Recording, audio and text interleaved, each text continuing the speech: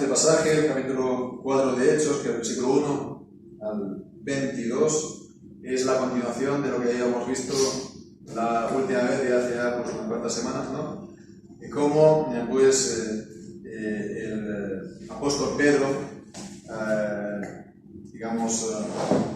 llevado, movido, inspirado por el Espíritu Santo, sin duda, aprovechó ese momento de sanidad a este paralítico para predicar con fuerza, con poder del Señor, el Evangelio. Y lo hizo primeramente a las personas que estaban concurridas, y sobre todo, como vemos, los que llegan a recibir ese testimonio son los dirigentes, son los gobernantes, ¿no? Se puede decir, sobre todo aquí, son los líderes religiosos. Hablando ellos al pueblo, vinieron sobre ellos los sacerdotes con el jefe de la guardia del templo y los saduceos, resentidos de que enseñasen al pueblo y anunciasen en Jesús la resurrección de entre los muertos. Entonces, si lo paramos a pensar, ¿no? Qué extraño esto que nos dicen, de que estaban resentidos de que enseñasen al pueblo. Entonces, ellos habían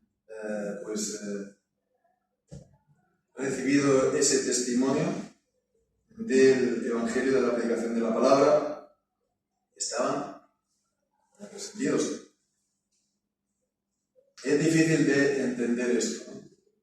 Que estén con una reacción, se puede decir, emocional, ¿no? Y como que les estén los apóstoles, faltando el respeto, o hayan pasado por encima de ellos, o que realmente ellos estén destacando más ante el pueblo que ellos, o que tengan ante el pueblo una mayor reputación que ellos, que eran los líderes, en realidad, ¿no?, oficiales del pueblo. Vemos aquí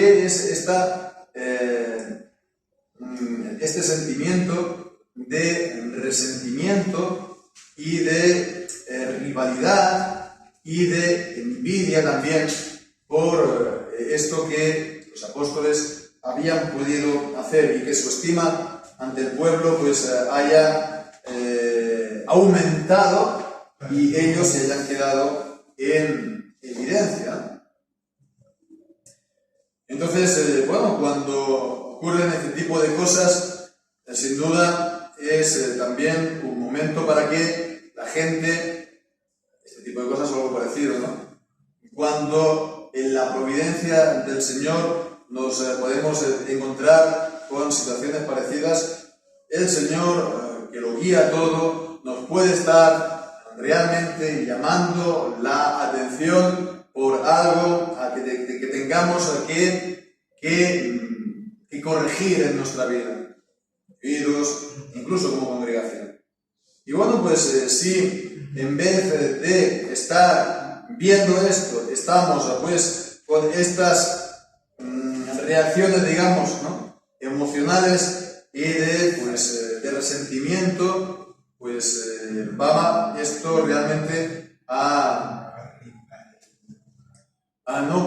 impedir realmente que pueda tener una buena salida, que pueda tener una salida para hacer la voluntad del Señor.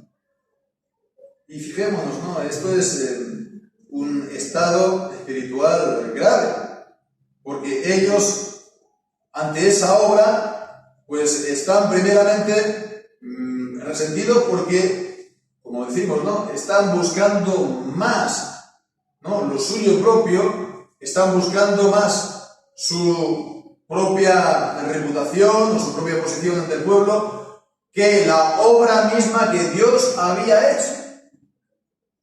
Entonces, realmente es una situación muy grave espiritualmente. Porque, fijémonos, ¿no? Es una situación de endurecimiento de corazón. Ellos han visto y saben esta sanidad. En el versículo 7 dicen: ¿con qué potestad o en qué nombre habéis hecho vosotros esto? Vemos. Dicen esto, no ponen el nombre, ¿no? ¿Qué es esto? Bueno, pues la respuesta de Pedro, lleno del Espíritu Santo, gobernantes del pueblo y ancianos de Israel, versículo 8, puesto que se nos interroga del beneficio hecho a un hombre enfermo. Esto es el beneficio a un hombre enfermo, ¿no? ¿De qué manera haya sido sanado? Que había sido sanado. Había sido sanado sin intervención humana, sin intervención médica. Entonces, esto había sido una señal de parte de Dios. Sean notorios a todos vosotros y a todo el pueblo de Israel, en el nombre de Jesucristo, a quien vosotros crucificasteis y a quien Dios resucitó de los muertos. Por él, este hombre está en vuestra presencia santa. Vemos. Y ha sido una sanidad de alguien conocido porque nunca él había caminado, ¿verdad? Y ellos pues no se inmutan, ellos no ven, ¿no?, el beneficio hecho al hombre. Eso no les llega, digamos, a afectar o a conmover.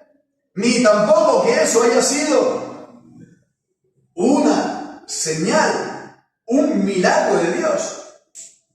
Porque vemos que esto es lo que leemos en el versículo 16 también. ¿Qué haremos con estos hombres? Porque de cierto, señal manifiesta ha sido hecha por ellos, notoria a todos los que moran en Jerusalén, y no lo podemos negar. O sea, que vemos. Había sido un bien tremendo para esta persona enferma. Había sido una demostración del poder de Dios, y al mismo tiempo, pues eso había sido una validación, una conformación, autorización de los apóstoles por encima de ellos, ¿no? Ante una situación como esta, uno podría entonces plantearse que Dios está hablando muy fuerte, que Dios está pues dejándolos en evidencia, que por lo tanto les está mostrando su pecado, y que la única solución que hay para ellos, que es lo que Pedro había predicado en el capítulo 3, arrepentíos y convertíos, y vuélvase cada uno a sus iniquidades, para que venga de parte del Señor los tiempos de refrigerio. Y ellos, en vez de estar conmovidos por este tipo de cosas, están pues entonces con este tipo de reacciones y con este tipo también de cálculos, ¿no? El Señor había confirmado la palabra que Pedro, los apóstoles, habían predicado. Lo habían hecho, vemos en el capítulo 4, en el versículo 4, también con un número enorme de convertidos, ¿no? Muchos de los que habían oído la palabra creyeron, y el número de los varones era como 5.000. Entonces vemos que lo más importante de todo esto es que esto contribuyó también para el avance del reino. Esto fue una señal de Dios, y aquí entonces vemos se cumple lo que se dice en Hebreos capítulo 2, que el Señor confirmaba la palabra de Dios con las señales que se hacían por medio de las manos de los apóstoles, ¿no?, de los que vieron la palabra. El Señor estaba actuando juntamente con ellos para confirmar esa palabra. Lo confirmó, también vemos de qué manera, con la predicación, con la conversión por la predicación de Pedro. Y una conversión fuera de lo normal en número. Entonces todo el conjunto fue una demostración tan grande del poder de Dios. Entonces esto es sin duda a tener en cuenta, hermanos, para primero, ¿no? Sobre todo, que estemos mirando cuáles son cuál es nuestro corazón, ¿no? Y cuál es la reacción que tenemos cuando el Señor nos habla, o cuando el Señor nos habla por medio de la predicación directamente, por medio de la lectura de la palabra, o por medio también de su providencia, ¿no? Si es entonces una reacción de someterse al Señor, una reacción que sea como la de la mansedumbre de Moisés, que era el hombre más manso que había sobre la faz de la tierra, o no. Entonces es difícil ver cómo esto ocurre, pero realmente es así. Esto es lo que se llama en la Biblia como el endurecimiento del corazón. Encontramos ahí en el Éxodo con el faraón. ¿Cómo es posible que ante esas demostraciones tan fuertes de la voluntad de Dios por una parte y también del poder de Dios que estaba confirmando a Moisés, pues él a cada vez dijese eso, ¿no? Sí, al principio como queda largas, pero la última palabra es que su corazón se endurecía, o que él mismo endurecía su corazón. Entonces hemos de estar atentos a nuestro corazón, atentos al Señor, a cómo el Señor nos habla en su palabra y nos habla también en la providencia. Y también podemos ver el denuedo de Pedro para anunciar su palabra. Porque, aparte de todo lo que hemos visto, aquí, el versículo 11 y 12 dice, apunta a Jesús y muestra entonces la exclusividad de Jesús, y que solamente entonces es en Él que hay salvación. El versículo 10, ya lo hemos leído, que es por causa de Él, es en su nombre que ha habido esta sanidad. Y dice, este Jesús, versículo 11, es la piedra reprobada por vosotros los edificadores, la cual ha venido a ser piedra del ángulo. Esta es una cita, ¿no? El Salmo, así a bote pronto lo sabría decirlo.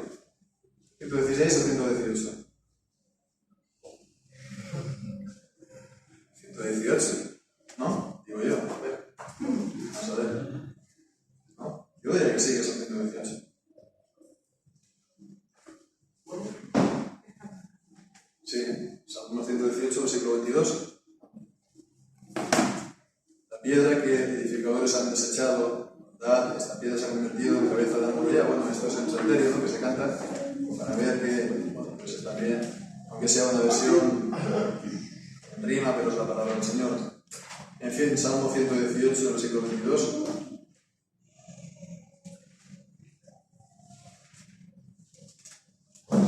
La piedra que desecharon los edificadores ha venido a ser cabeza del ángulo. De parte de Jehová es esto, y es cosa maravillosa a nuestros ojos. Entonces, Pedro les cita este texto de la misma manera que hizo también el Señor Jesús en los Evangelios. En el Evangelio de Mateo y los sinópticos, Jesús está diciendo esto mismo, que la piedra que han desechado los oradores, los edificadores, ha sido convertido en la piedra principal del ángulo,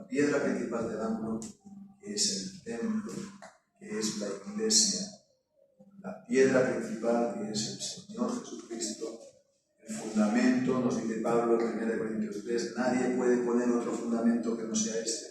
Y sobre ese fundamento se tiene que ir sobre edificando el templo de Dios, que es la iglesia, con las mejores herramientas y con los mejores instrumentos y con los mejores también materiales. Entonces, vemos, no se puede fundar nada en la iglesia si no es sobre Cristo y su palabra. Todo lo que se funda fuera de Cristo y su palabra es edificar sobre la arena. Y esto no perdura, esto no va a ninguna parte, esto es algo simplemente temporal. Y vienen entonces los torrentes y se lo lleva, o es entonces probado por el fuego y pues desaparece.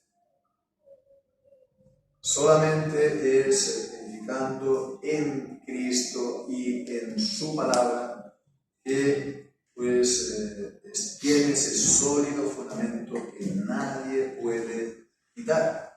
Ya pueden venir entonces torrentes, ya pueden entonces venir incluso pues hordas sobre nosotros, ¿no? Y sobre la iglesia.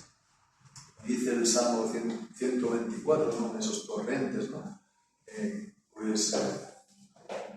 Señor no nos dejará en sus manos y sobre todo eso no va a afectar nunca pues, la estabilidad de la iglesia y su crecimiento.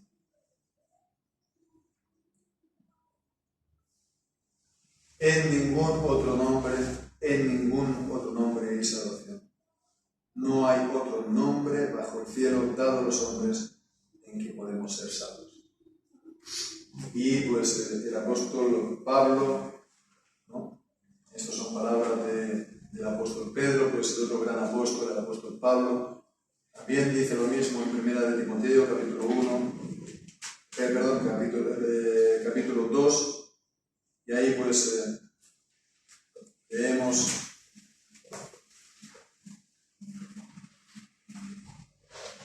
en el versículo, podemos leer desde el versículo 1 hasta el 5.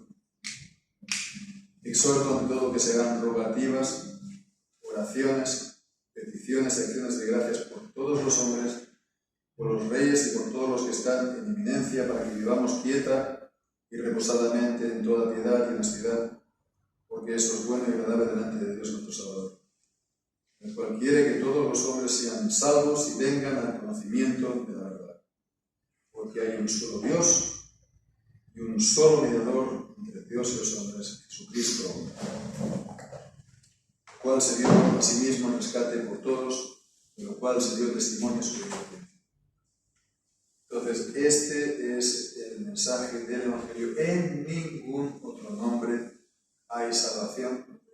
Fuera de Cristo no hay salvación. Cristo es el camino, la verdad y la vida, y nadie viene al Padre sino por Él. Solamente es por medio de la fe en Él, una fe consciente en el que la gente puede, pues entonces, pasar de muerte a vida. Ese es solamente en Cristo. Cristo ha sido hecho sabiduría, justicia, santificación y redención. Sin Él se está todavía en los pecados y se muere ciertamente en los pecados. Solamente en Cristo está la salvación. Y hemos de seguir anunciando este Evangelio tal como vemos aquí y proclamando el nombre de Cristo, porque de esa manera veremos también cómo el Señor firma su palabra, cómo el Señor lo va a confirmar conforme a su voluntad, en la medida que Él quiera, pero Él no va a dejar caer su palabra a tierra. Para su gloria, el Señor lo hará en este momento. Pues que así sea, hermanos, y que no cejemos y que nos esforcemos, que salgamos, que continuemos adelante, sirviendo y proclamando a Cristo. Que sea el Señor Dios.